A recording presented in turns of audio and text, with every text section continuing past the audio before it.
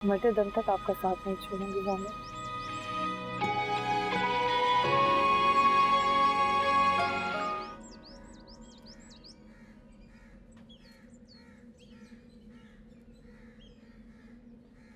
परेशान हो? जामिन वो क्या बात, मेरे साथ चलने के लिए तैयार नहीं हो? नहीं, ऐसी कोई बात नहीं है। तो फिर क्या बात? जामिन आपके साथ जाने से पहले कुछ जरूरी बातें हैं जो आपसे करना चाहती हूँ। हाँ कहो, मैं सुन रहा हूँ।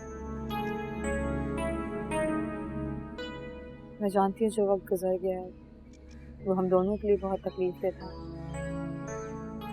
लेकिन मैं उस बारे में आपसे कोई बात नहीं करना चाहती। तो नया क्या है जो तुम मुझसे कहना चाहते हो? हरीम। हरीम क्या है? जामिन हरीम कभी मुझे बर्दाश्त नहीं करेगी। हाँ मैं जानता हूँ सर, और ये कोई नई बात थोड़ी है। आप जानते हैं तो उसका क्या है? क्या सोचा है आपने? सर मैंने कराची में जो तुम्हारे लिए कर लिया है उसमें सिर्फ मैं और तुम रहेंगे और कोई नहीं होगा। हाँ हो सकता है कि आगे जाके किसी फर्क का इजाफा हो, लेकिन वो हरीम नहीं होगी। नज़रत आई? हाँ अम्मी, सर मेरी माँ है, मेरी जिम्मेदारी है, मैं चाहता हूँ वो मेरे साथ हो। जामिन मुझे उनसे कभी कोई एतराज नहीं है, बल्कि हमेशा मैं खुले दिल से उनको वेलकम करूंगी। बस हरीम। फिर वही बात, सर मैं तुम्हारे साथ रहूँगा। हाँ हो सकता है कि मैं कभी कभी चला जाए, कभी कभी? अब मैं बस इसलिए पूछ रही हूँ ताकि मैं जानता हूँ, लेकिन सर मैं भी तुम्हें कुछ एक्सप्लेन नहीं कर सकता। मुझे नहीं पता कि जब हरीम को और ताईजान को ये पता चलेगा कि मैं हरीम को छोड़कर तुम्हारे साथ रहने का फैसला कर चुका हूँ तो तुम किस तरह रिएक्ट करेंगे। जामिन हालात चाहे जो भी हो, उनका रिएक्शन चाहे जो भी हो, किसी भी वजह से आप मुझे तो कभी अकेला नहीं छोड़ेंगे ना? सवाल ही पैदा नहीं होता सर। अब मैं तुम्हें उनके नहीं अपने घर लेके जा रहा हूँ, यकीन करो सर, अब ऐसा कुछ नहीं होगा जैसे पहले हुआ था। मैं तुम्हारे साथ जिंदगी गुजारने का फैसला कर चुका हूँ। अब वो लोग क्या सोचेंगे क्या करेंगे मुझे इस बात की कोई परवाह नहीं।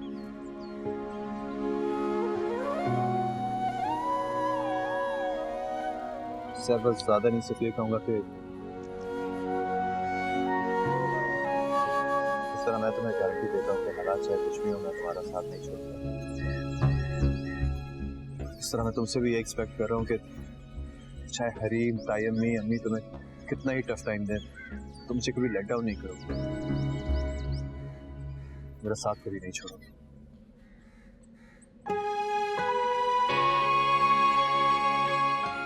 मैं वादा करती हूँ आपसे, मरते दम तक आपका साथ नहीं छोड़ूंगी जामिन।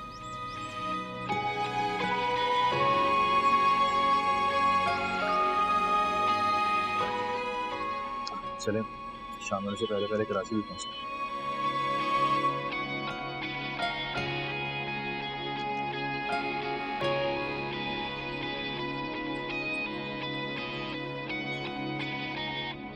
कैसी है वो अब? पारे की तरह बेचैन है। मछली पानी से बाहर आकर जिस तरह से तड़पती है उसकी भी वही हालत है। और सामिन, वो ऐसा उजट और गंवार है, उसे फोन ही करना था तो अपने नंबर से करता। उस बदजात के नंबर से कॉल करने की उसे जरूरत ही क्या थी? भाभी जान वो तो 2 दिन से अस्पताल में, उसे तो होश ही नहीं इन छोटी बातों की। खैर, क्यों आई हो तुम? कोई काम था? नहीं, काम तो कोई नहीं है, बस एक जरूरी बात बतानी थी आपको। बताओ। मैंने सोचा आपको कहीं बाहर से पता चले तो मैं खुद ही आपको बता दूं।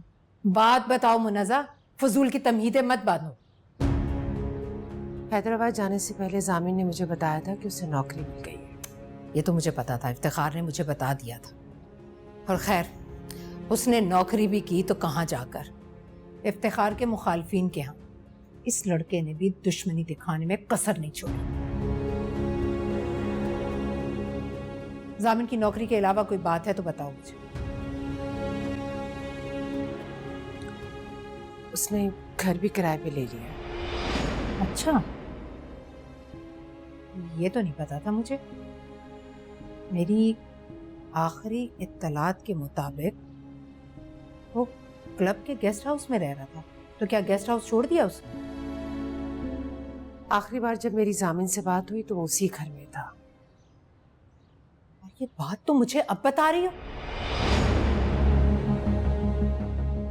खैर, तुमसे इसके अलावा तवक्को भी क्या की जा सकती है? सामिन ने हैदराबाद जाने से पहले घर ले लिया। इसका मतलब है कि वो घर उसने शहर के लिए लिया और अब वो उसे कराची लेकर आ रहे हैं।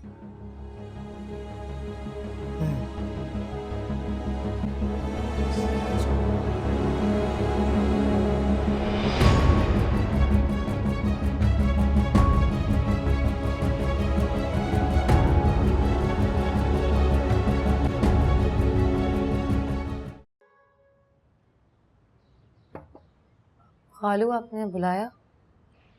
हाँ बेटा।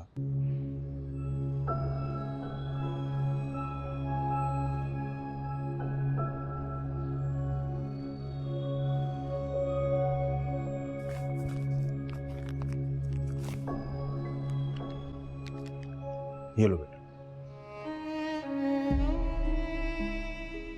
ये क्या है खालू? तुम्हारी अमानत।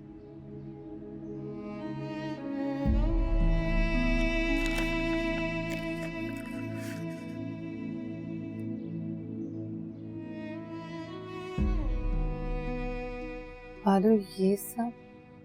मैंने तुम पे बहुत जुल्म किए बेटा। हो सके तो शम्सा की वजह से मुझे माफ कर देना। खालू प्लीज ऐसा मत कह।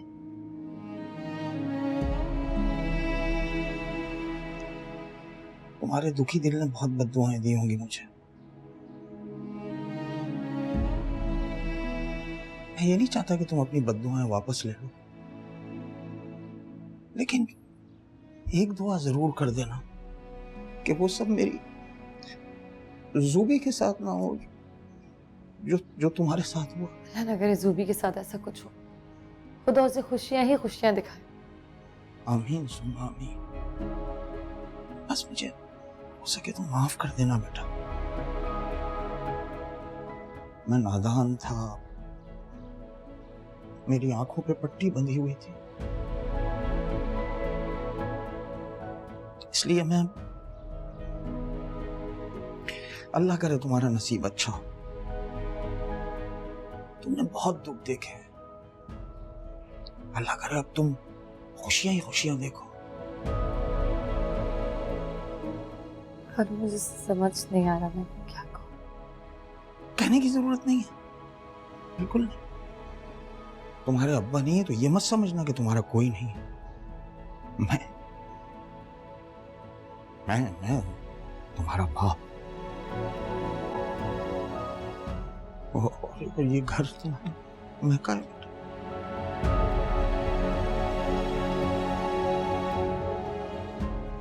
जब दिल चाहे आना, जब दिल चाहे जाना। कहा तुम्हारा जी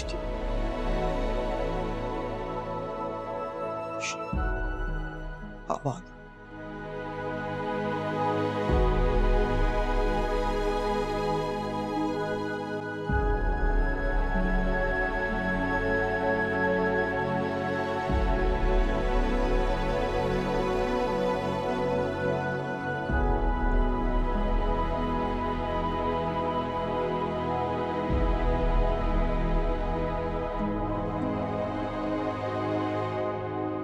हद है मुन्नज़र, हद हो गई। तुम्हारा बेटा और कितना मुझे और मेरी बेटी को बेतौकीर करने वाला है। भाभी जान, आपने उसे घर से निकाला था। अगर आप उसे घर से ना निकालती तो ये ख्याल उसके फरिश्तों को भी ना आता कि वो अलग घर लेके शहर को उस घर में रखता साथ। ठीक कह रही है मुनज़्ज़ा। हमेशा तुम्हारी जल्दबाजी की वजह से मामलात खराब हुए हैं। डाल दे, आप लोग ये इल्जाम भी मुझ पर डाल दें। ये इल्जाम नहीं है राबिया, इसमें कुछ ना कुछ सदाकत भी है। हाँ हाँ, आप लोग अपना अपना सच बोलकर गोल्ड मेडल जीत लें। कुछ याद है आपको? आपने कहा था कि वो जामिन की जिंदगी में कभी लौट कर नहीं आएगी। ये वादा किया था उसने आपसे, लेकिन अब क्या कर रही है वो? तो तुम्हें क्या जरूरत थी जाली तलाकनामा उसे देने की? अगर तुम ऐसा ना करती तो वो भी अपने वादे का पास रखती। हाँ, बना दे, बना दे। आप सब लोग मेरी बेटी की बर्बादी का जिम्मेदार मुझे बना दे। नहीं नहीं भाभी जान, ये बात नहीं है, और ना ही इफ्तिखार भाई की इस बात का ये मतलब है। राबिया, तुम्हें आखिर ऐसा क्यों लगता है कि वो जामिन के साथ कराची आने वाली है? क्योंकि जामिन किराए पर घर ले चुका है। आपको क्या लग रहा है वो घर उसने अपनी माँ या आपकी बेटी के लिए लिया होगा? अगर ऐसा होता तो सबसे पहले वो हरीम को बताता, लेकिन नहीं, वो तो घर किराए पर लेकर सीधा हैदराबाद पहुंच गया। और तुम्हें लगता है कि सहर उसके साथ उस घर में रहेगी? इफ्तिखार साहब, आपके दूध के दांत टूटे तो जमाना गुजर चुका है। मर्द को कहाँ ये अकल होती है कि घर बनाता फिरे। घर तो बनता ही औरत के लिए, और औरत के कहने पर बनता है। आप माने ना माने, आपकी वो चहीती भतीजी जामिन को अपने इशारों पर नचा रही है, और बर्बादी हो रही है मेरी बेटी की।